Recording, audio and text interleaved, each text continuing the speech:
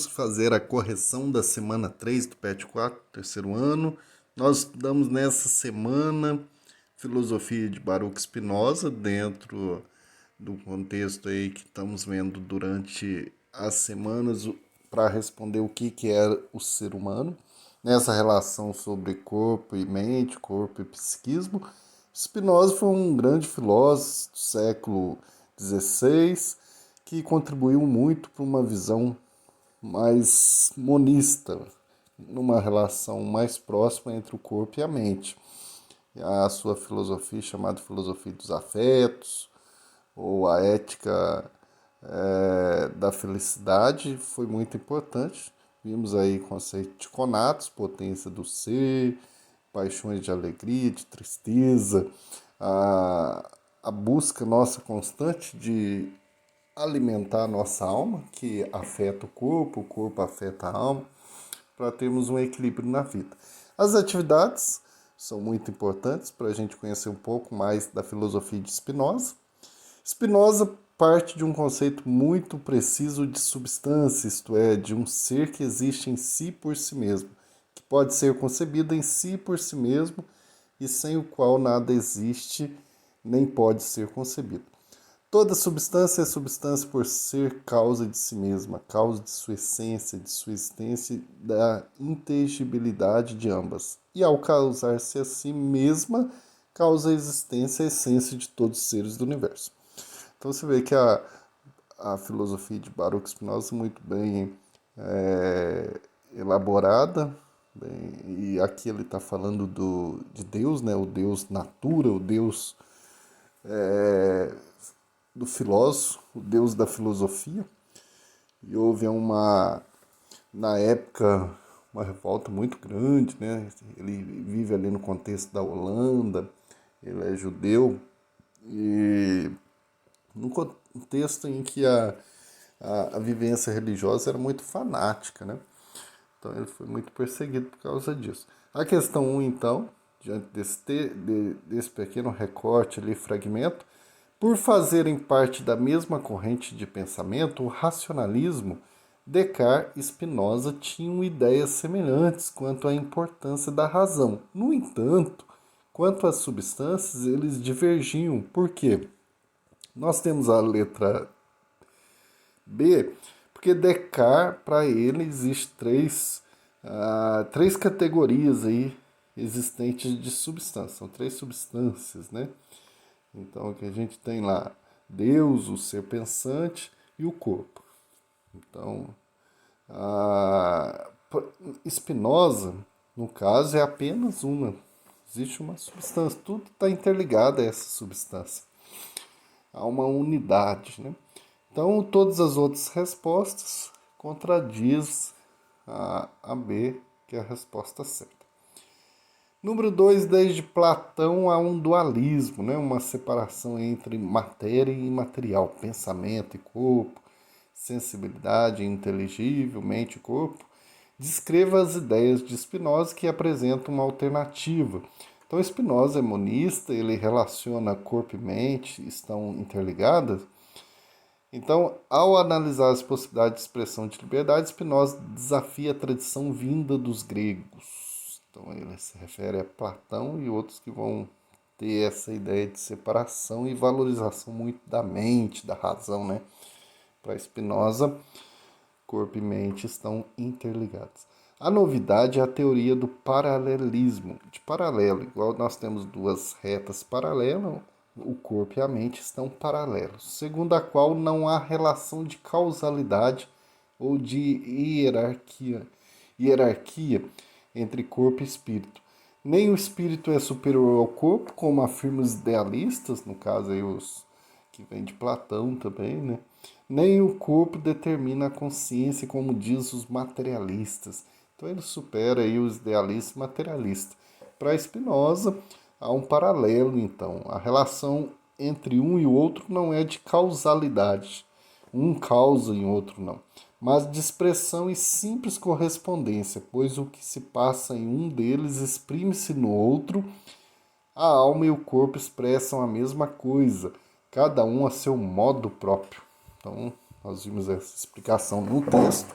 que foi muito importante e que traz aí toda uma perspectiva nova da filosofia de Spinoza, que essa teoria do paralelismo, corpo e mente não tem uma hierarquia, nenhum causa do outro, não. Eles são correspondentes, um sempre afetando o outro. Número 3, o que representa a felicidade e a tristeza na ética de Spinoza? Uma questão muito importante também. O que fazer para evitar a paixão triste e propiciar a paixão alegre? Né? Pela teoria do paralelismo, a alma não determina o movimento ou o repouso do corpo. Nem o corpo leva a alma a pensar, por isso não cabe ao espírito combater as paixões tristes. O que as destruirá só pode ser uma paixão alegre, nas situações em que, de joguetes dos nossos afetos, podemos passar a ser senhores deles. Portanto, um afeto jamais é vencido por uma ideia, mas um afeto forte é capaz de destruir um afeto fraco, diferentemente de outros filósofos que estabelecem hierarquias e subjugam as paixões à razão. Para Spinoza, a felicidade e, portanto, a liberdade não está em nos livrarmos das paixões. Assim ele diz, a felicidade não é o prêmio da virtude, mas a própria virtude. E não gozamos dela por refrearmos as paixões, mas ao contrário, gozamos dela por podermos refrear as paixões. As boas paixões permitem o desenvolvimento humano, facilitam o encontro das pessoas, proporcionam alegria. As más impedem o crescimento, corrompem as relações e as orientam para as formas de exploração e destruição. Então, por isso que é chamada aí a filosofia dos afetos, né? Então, para Spinoza, que é muito interessante isso, as paixões, elas têm que ser consideradas. Então, não há uma hierarquia como vinha aí de uma corrente da corrente filosófica, de toda uma tradição filosófica, de valorizar, e depois a gente perpassa aí toda a Idade Média sempre valorizando a razão, o intelectualismo, e as paixões têm que ser dominadas, controladas, os nossos desejos carnais, toda a relação com o corpo tem que ser, tem que reorientar, tem que oprimir. E Spinoza traz toda uma relação que depois Schopenhauer, Nietzsche vai se inspirar e ao mesmo tempo também valorizar muito essa filosofia de Spinoza. Então nós temos aí. E a 4 analisa o trecho aí da questão do músico Emicida, né? E relacionar esse trecho da música com a causa de alegria para Spinoza. E responder, por que as relações de amizade são bem-vindas na ética de Spinoza? Então eu tinha falado ali no texto não aparece, o conceito de conatos em Spinoza, que é a potência de ser, a potência de vida nossa, né? Nós temos essa potência como nós estamos ligados a uma substância, uma única substância, e aquela substância também que é autônoma e que nos faz sermos livres, porque nós temos estamos inerentes à liberdade. As boas paixões permitem o desenvolvimento humano, então facilitam o encontro de pessoas, proporcionam alegria. Então a paixão alegre, ao aumentar o nosso ser e a nossa potência de agir, aproxima-nos do ponto em que nos tornaremos senhores dela e, portanto, dignos de ação. Assim o amor é a alegria do amante, fortificada pela presença do amado ou da coisa amada. Outras expressões da alegria são contentamento, admiração, estima, misericórdia. Então a amizade é muito importante nesse cultivo da paixão alegre. E faz com que realmente a gente cada vez mais fortaleça esse conatos, essa potência de vida, potência nossa de ser. Então quanto mais a gente cultiva as amizades, mais ela nos faz realmente superar, sermos senhores de nós mesmos e dignos de ações. Filosofia de Spinoza nos ensina muito, traz muita coisa assim que é espetacular. E olha que esse homem está lá no século 15, 16.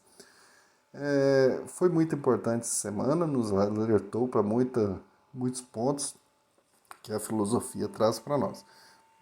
Então a gente espera aí que tenha contribuído e esperamos sempre retomar essa filosofia e aprofundar cada vez mais. Um abraço, boas leituras e até a nossa próxima aula.